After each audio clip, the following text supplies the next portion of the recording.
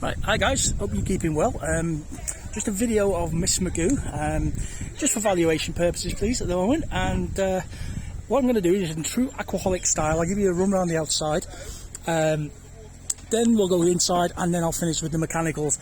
And in the process I'll try and give you all the information about all the changes and upgrades and improvements that we've made since we've had the boat. So there's a nice narrow boat going past there. So let me stand back and give you a bit of a panoramic view. Show you either side. So when we bought the boat, first of all, we spent a year having some fun, and then took it out the water the winter of 2021, and we did quite a lot of work. Really, the plan was to improve the look and also to change anything that was broken or might even be broken. So at the back, there's new graphics there. The bathing platform was re-varnished and some new signage on there.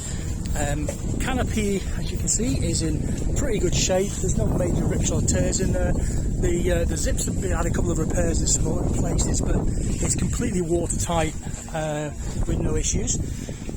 Show you down onto the hull. So it had a complete hull repaint 2 years ago, as I say. There's been a few battle scars since, because down here on the River Avon we've got locks, so you tend to pick up the odd scrape and scratch going into the locks, but nothing too exciting, that's for sure. Show you down round to the front, and we got a nice, you can see it down there, a Miss Magoo graphic, and we even got a flag. How's that? So bits of paint flaking on the front there. I'm really showing you the good, bad and the ugly here, being as honest as I can. New horns, they went on only about a month ago. I put those horns on. They were the old ones packed up. See the front of the canopy there. Again, just standing back, trying not to fall in the water, and just giving you a sort of a panoramic view of how we're looking. All these vinyl decals on the side, they were all produced brand new as well for me. So they're all good. Fenders are all good.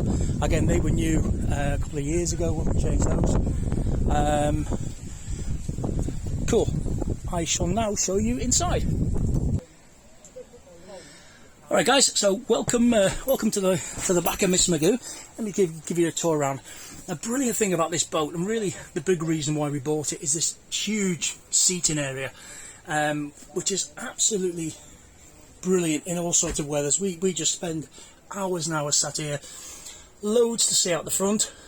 Good visibility everywhere. In terms of the canopy, as you can see, it's not, but there's a few spots of mould just appearing, and that's a never-ending battle against bits of mould, isn't it? As I'm sure you guys know. We give it quite a regular clean, but it probably could do with another clean now. Table's up at the moment, but I'll show you the engine bay, which is down under there later on. A couple of LED lights at the back. Shore power is there, so we do have a 240 volt system on as well. But down here on our moorings, we're all 12 volt. So it's, yeah. So I've got my cable on, and I've got a generator I bring if I ever need it. But it's not something we normally do use. So view from the front, from the helm position. I'll come back and look at these dashboard dials a little bit later on and show you what we've done to those.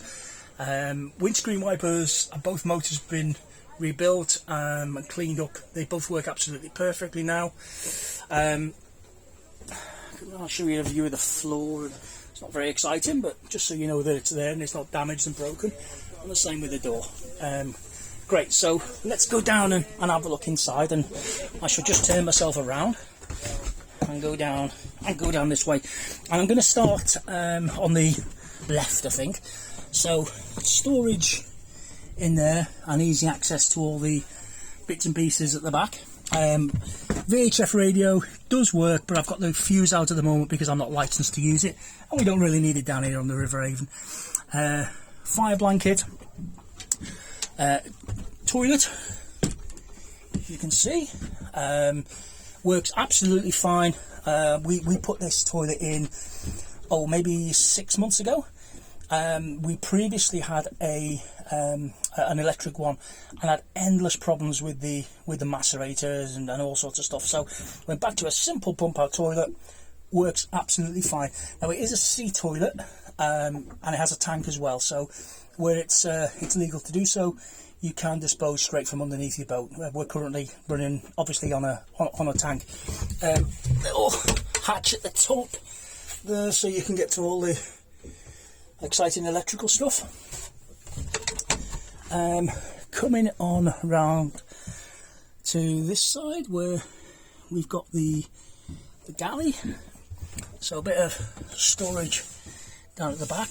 So again, guys, you're seeing this just as we use it. So it's not been tidied up or prettied up. You're seeing it effectively in its worst way. The boat has a cold water system, no hot, as is typical of these American boats. Some storage in there, and storage, and again storage down the bottom. This fridge is about 3 weeks old. We only just put a new fridge in. It's currently plugged into 12 volt, but there is a 240 volt socket at the back that you can plug the fridge into if you were on shore power. It's not the most friendliest thing because it's the switch is at the back of the fridge, but so we just leave it on 12 volt and you access it through below the burner under there. This is just a standard camping gas thing that we put on, but that's the normal Mets burner that the boat will normally operate on. We just find it easier to use the camping gas with a bottle up there. But Mets burner works absolutely fine, dead simple, never go wrong on you. So it'll obviously come with the Mets burner, but the camping gas unit will keep back. The microwave we put down, so we'll be taking the microwave back, but the shelves, seating area, you can see the carpet, there's a bit more storage in there. I wonder where those screwdrivers went. Right, and down to the front, the hatch opens, works perfectly well. The beer, I'm afraid, doesn't come with the sail, or let's say it's negotiable. And then underneath there's plenty of storage down there underneath as well. All bone dry, no problems with any of this whatsoever. Coming down to this side, storage under both seats under there. More storage at the back. More storage there, more storage. That's a little heater that we have down on the boat just for the winter, so that'll be going with it. That's absolutely fine. Lights, curtains, all good. Coming on down to this side, and I haven't got the electric turned on at the moment, so I can't put the lights on, but they do all work, and the radio works, etc. So there's a control panel, and there's another voltmeter there, and then into the bedroom. That is a huge bedroom. It runs a full width to the bed, the boat rather. I'm 6'4", and comfortably fits me with my arms stretched out. It's best feature of this boat is this bedroom, or maybe the engine is the best feature. Anyway, one of the two is the best feature. But bone dry in there, no problems whatsoever. Another fire extinguisher and smoke alarm and carbon monoxide alarm. So this boat safety certificate was done for me last year. So the BSS was done in, I think it was August 2021. So I think, is it a 3 or 5 year BSS? Can't remember, but either way, there's a good long boat safety certificate, and there was no issues whatsoever with the BSS when it passed.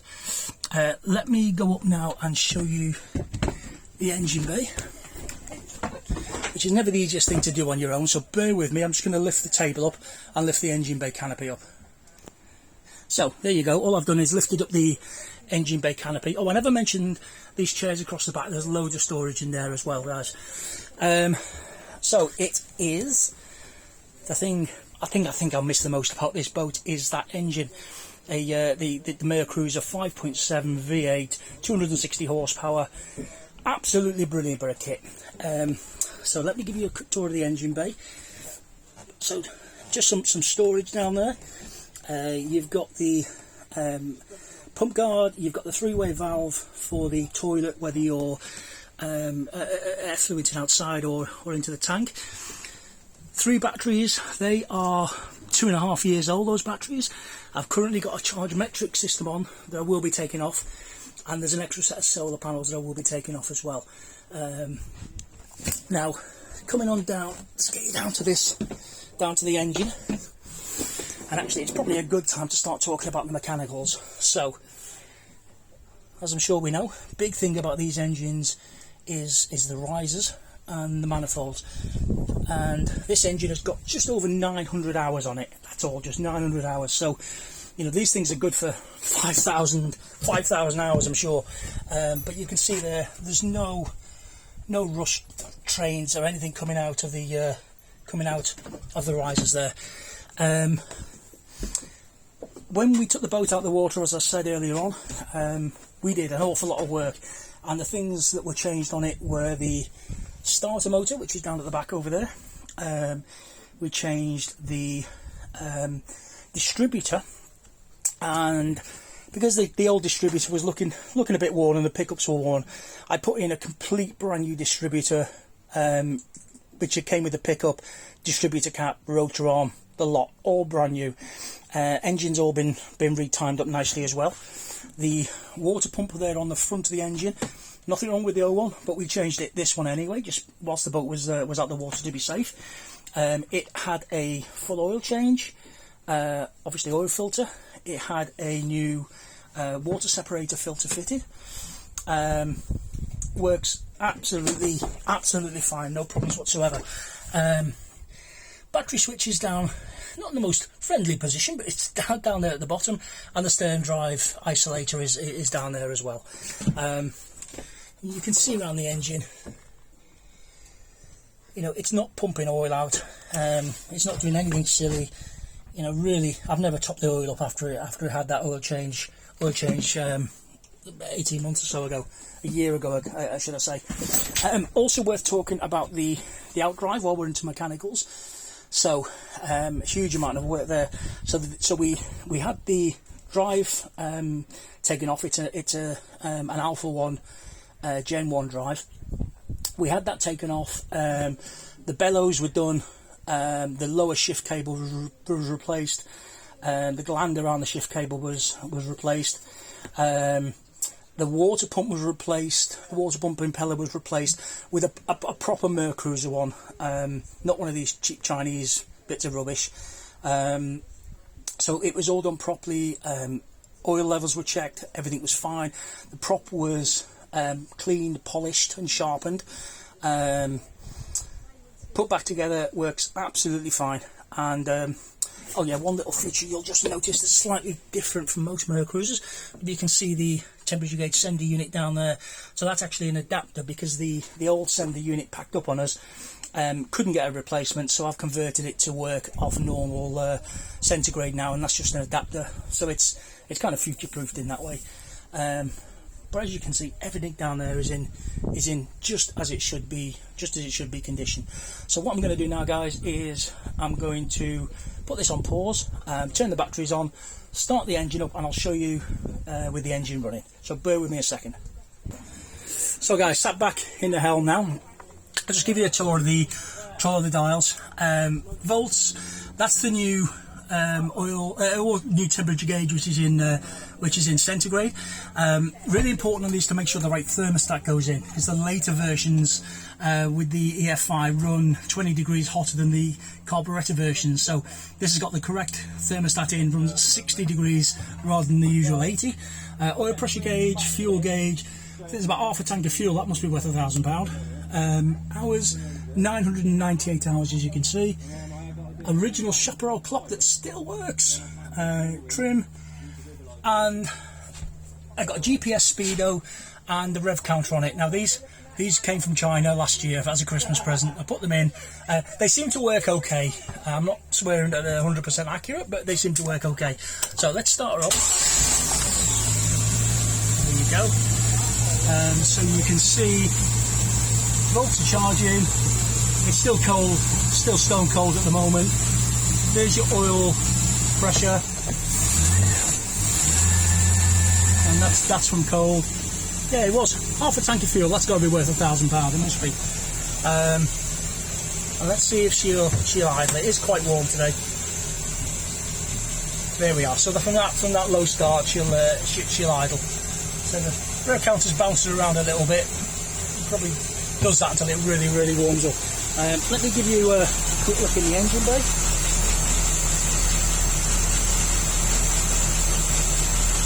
You can see there everything's running as it should. Let me just rev it up a wee bit so you can.